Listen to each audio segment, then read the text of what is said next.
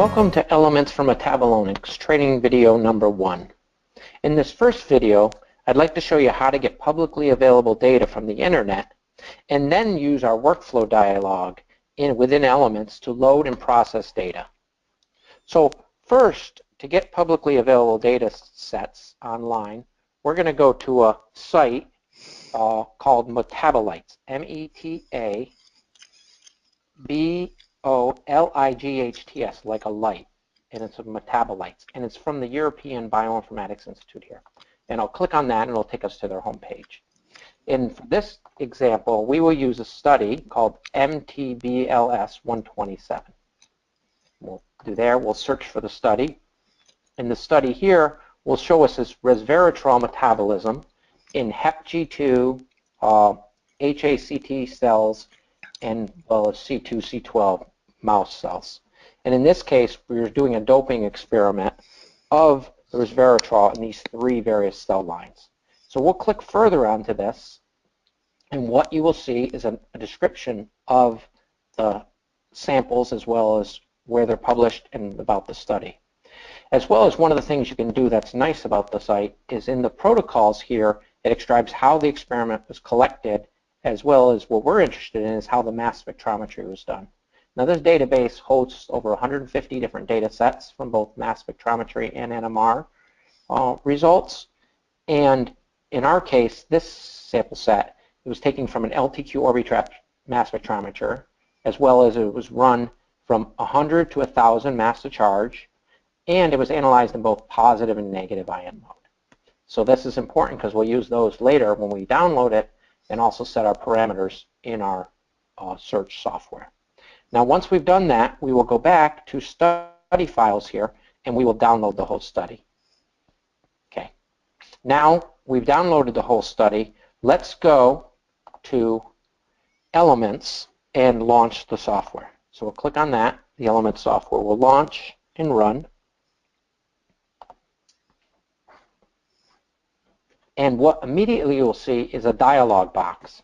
And then this dialog box, it asks you to do 4 things. Either you can create a new experiment, you can open an existing experiment, you can run some demo data, or you can just go to the main menu. In this case, we're going to run a new experiment, make a new experiment. And the next thing it does is open up a separate workflow box. And the nice thing about the workflow box is it sort of walks you through the 3 steps to sort of setting up an experiment as well as searching your data set. And it has 3 tabs. The first tab is a search tab where you define your instrument parameters. The second tab is where we define adducts for searching. And third is which spectral libraries we would actually like to search. So I'll start with the search tab here. Now, the search tab here, the first part of this is mode. And mode is what ionization type you use. And you can use mix, which is, let's say you have both positive ion data and negative ion data. You could search them both simultaneously. It's a really nice feature of the software. Or in this case, we're only going to do the negative ion data. So we're going to click negative here. Now in the mass range, we know the mass range was 100 to 1,000, so we'll type that in here. And as well as the parent tolerance here, we'll use 10 ppm for an Orbitrap. You could use lower if you wanted, 5, but in this case 10 works pretty well. And the fragment tolerance of 0.5 is fine for your Orbitrap as well. Now the next aspect we can do in parameter is a noise threshold. And here the noise threshold is set at 0.1%, which is the default. And that's a pretty decent threshold.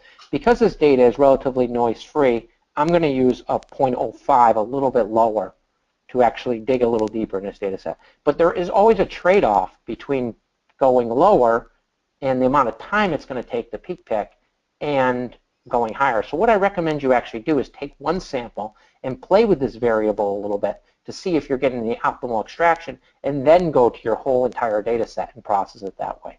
Now if you did have something like a QTOF instrument and you knew that, let's say the background was 20 and you wanted to go twice as high to like 40, you could click specific value and just put anything above 40 is sort of where you want to pick.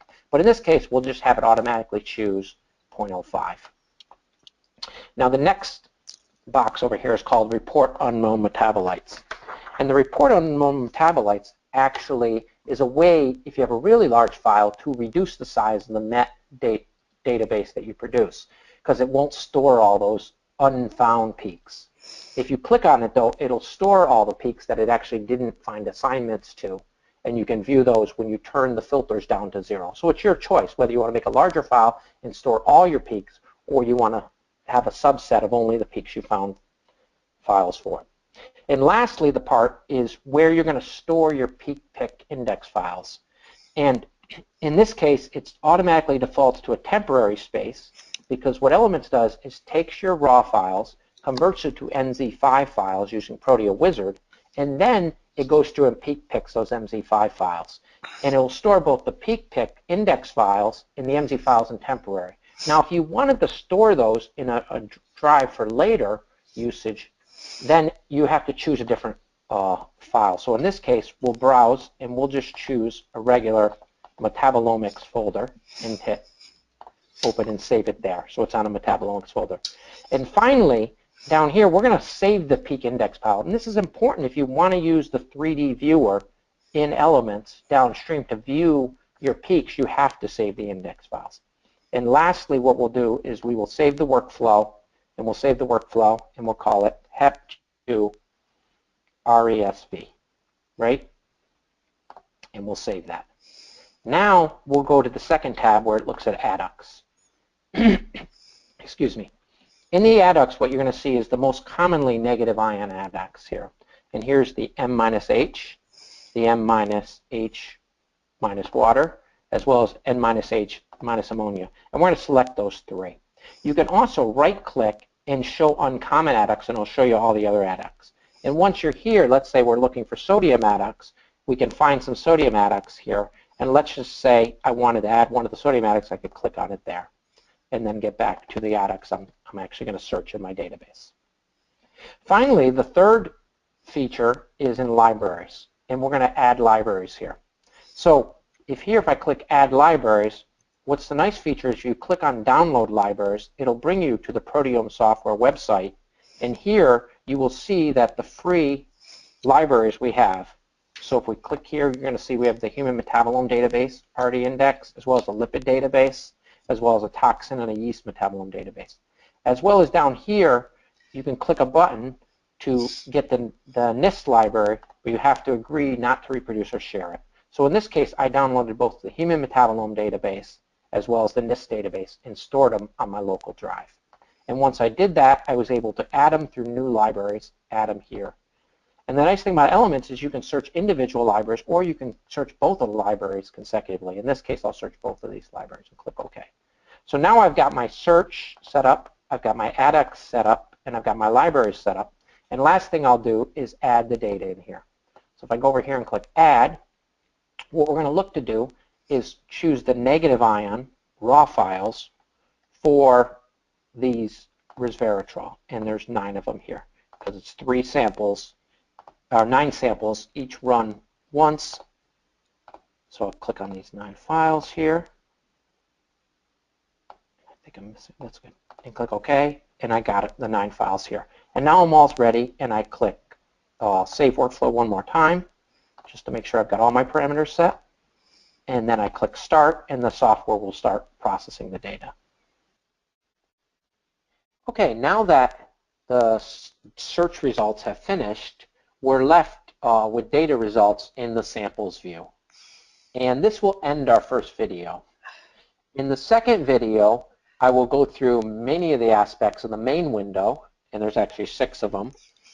And then I will also go through what the information on the samples view means and how it's organized, as well as go into the organized view, which shows you each of your samples, and as well as allows you to apply attributes. Thank you for your time, and have a nice day.